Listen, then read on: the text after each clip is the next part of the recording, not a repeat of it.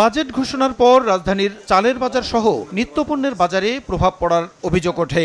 এরই পরিপ্রেক্ষিতে বুধবার দুপুরে খাদ্য প্রতিমন্ত্রীকে সঙ্গে নিয়ে রাজধানীর বাদামতলী ও নয়াবাজারে চালের পাইকারি ও খুচরা বাজার আকস্মিক পরিদর্শনে যান বাণিজ্যমন্ত্রী, আর কারওয়ান বাজারে যান পাট ও বস্ত্র প্রতিমন্ত্রী।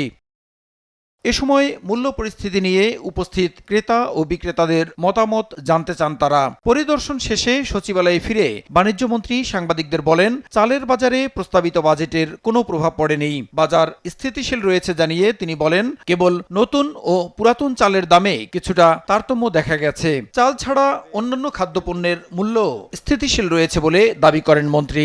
চালের পাইকারি এবং খুচরা বাজারগুলি ঘুরে আমরা যেটি আমাদের লব্ধ তথ্য সেটি হলো মূল্য যথেষ্ট স্থিতিশীল আছে, সরবরাহ পরিস্থিতিও যথেষ্ট সন্তোষজনক আছে। একই ক্যাটাগরির কিন্তু নতুন এবং পুরাতনের মধ্যে একটা পার্থক্য থাকে মূল্যের, এটি স্বাভাবিক। নিত্যপণ্যের বাজার যথেষ্ট স্থিতিশীল আছে। আমরা একটা খুচরা বাজারে তেল দেখেছি, ব্র্যান্ডগুলির সরবরাহ পরিস্থিতিও ভালো আছে।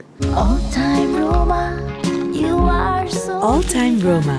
Taste it, love it. এ সময় খাদ্য প্রতিমন্ত্রী অভিযোগ করেন, বাস্তব পরিস্থিতি যাচাই না করেই আতঙ্কিত হওয়ার মতো কিছু খবর পরিবেশন করা হচ্ছে।